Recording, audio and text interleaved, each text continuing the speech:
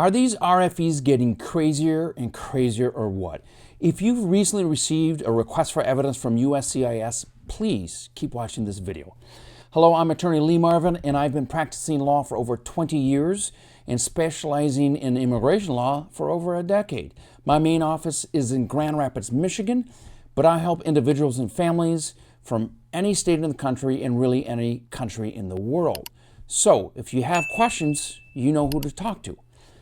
Please stick around for a couple minutes because I want you to know the value of a quick and accurate response to a request for evidence, okay? So, two stories. Story one of my clients got 2 RFEs. It doesn't happen too often, and it kind of hurt me a little bit until I saw that it was an asinine request for evidence, okay? So the 2 requests for evidence. One was about her prior relationship and information about that prior relationship, which we could have anticipated, okay? It wasn't relevant to her situation, but they still asked for it.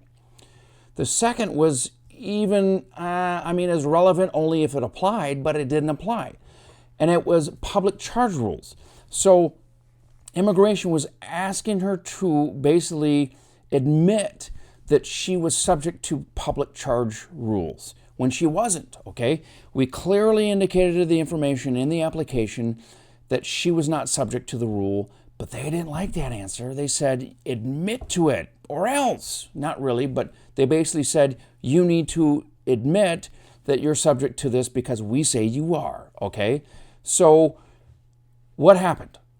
We responded, and because she was never, ever going to be subject to the public charge rules, because she was highly educated and a professional, it was never going to be an issue. So I told her, you know what?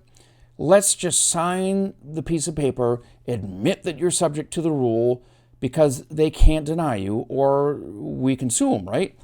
So a week later, less than a week later, we looked online and we saw that she was approved. So it worked. And the decision not to fight with immigration was a really good call. I'm so glad she listened to me. Again, judgment is very important, and it takes years to develop that judgment, like admitting to something when technically you shouldn't have to. It was a judgment call, and it was the right call, and she got approved, and now she's got her green card, okay? Story 2. We filed a marriage-based green card, which included the medical exam, which is now required by immigration to submit at the same time of the filing. You don't take it to your interview. You don't wait for the request for evidence for it. Now you have to submit it with the original filing. Okay, so we did that. I had proof of all that. We got a request for evidence for what? Oh, the medical exam. So they lost it and claimed that we never sent it. Well, that's not true because I had a copy of everything, including proof that we sent that medical exam, okay? So, again, despite us being in the right, because most of the time I'm in the right, the government, a lot of times they're not, okay? So I still advised her, hey, you know what? Pay the extra money. It was like $800, so it wasn't cheap. Pay the extra money for a new exam. Let's just send it to them because you know what? You are going to get approved. I guarantee you. I didn't say I guarantee because I don't guarantee anything, but you're going to get approved because you're eligible, and unless there's something in your medical exam that's really bad, you're definitely going to get approved. So luckily she listened to my advice and that she had $800 to burn on the frickin' government, and we sent it in. And again, 2 weeks later, we got notification that she was approved. So 2 takeaways here. Takeaway 1, you need to know which battles to pick with immigration, with the government, and when to let the bureaucrats have their small, meaningless victories, okay? So they got the victory that she sent in the thing that they wanted, even though she really didn't need to do it, whatever.